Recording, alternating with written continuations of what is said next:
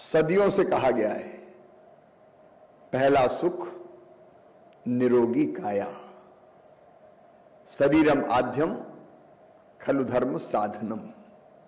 अगर शरीर स्वस्थ है तो आप सब धर्मों का पालन कर सकते हैं। धर्म का मतलब मैं रिलीजन से नहीं कह रहा। स्वस्थ शरीर जरूरी है। और हम देखते हैं कि स्वस्थ शरीर के लिए अन्न चाहिए, फल चाहिए, सब्जियां चाहिए, लेकिन कैसी चाहिए? हमारे यहां ऋषियों ने कहा है भोजन कैसा करो, तो कहा गया है हित भुक, मित भुक, ऋतु भुक।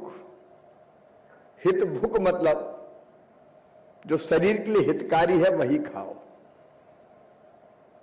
जो शरीर के लिए उपयोगी है, स्वास्थ्य के लिए उपयोगी है, पोषण के लिए उपयोगी है, वही खाओ। संतुलित आहार, यह हित भुक। मित भुक है मतलब जितनी भूख लगी उससे थोड़ा कम खाओ, पेट भर के गले गले तक भर लेना, यह स्वास्थ्य के लिए लाभदायक नहीं है।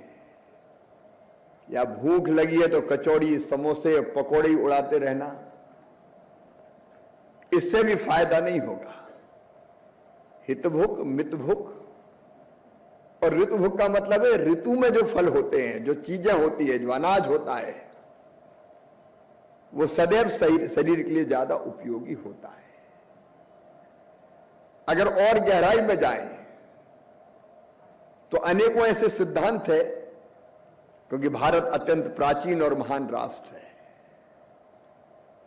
हर क्षेत्र में हमारे ऋषियों ने कई तरह के रिसर्च किए, शोध किए, उनके अनुभव थे, उसके आधार पर कई चीजें बनाई गई। उनमें से फास्ट भी एक है, व्रत रखो, सप्ताह में कम से कम एक दिन तो रखो। मैं उनके विस्तार में नहीं जा रहा, लेकिन हम अगर अपने उन प्राचीन सिद्धांतों को भी ध्यान में रखें तो शरीर निश्चित तौर पर स्वस्थ रह सकता है।